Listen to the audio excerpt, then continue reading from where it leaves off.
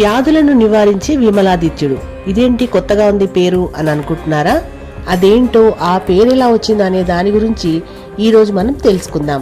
ముందుగా ఈ వీడియోని స్కిప్ చేయకుండా కంటిన్యూ చేయండి. మరి అంతేకాకుండా చూడగానే ఒక చిన్న లైక్ చేసేసి మీకు నచ్చిన వాళ్ళకి ఒక 5 మందికి ఈ యొక్క వీడియోని షేర్ చేసేయండి. ఓం నమ శివాయ అంటూ కామెంట్ పెట్టేసి ఇలాంటి మరిన్ని వీడియోల కోసం సబ్స్క్రైబ్ చేసుకోకుండా చూస్తున్నట్లయితే సబ్స్క్రైబ్ కూడా చేసుకోండి.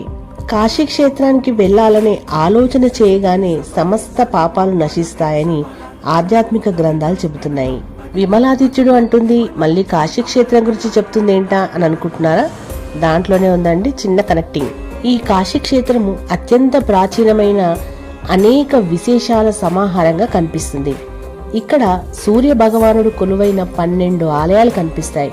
ఒక్కో ఆలయాలలో సూర్య భగవానుడు ఒక్కో పేరుతో పిలువబడుతూ పూజాభిషేకాలు అందుకుంటున్నాడు.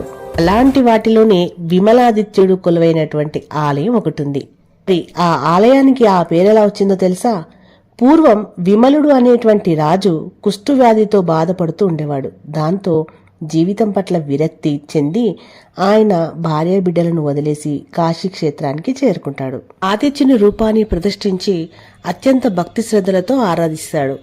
ఆయన తపస్సుకు మెచ్చిన సూర్య భగవానుడు ప్రత్యక్షమై కుష్ఠవ్యాధి నుంచి విముక్తిని చేస్తాడు.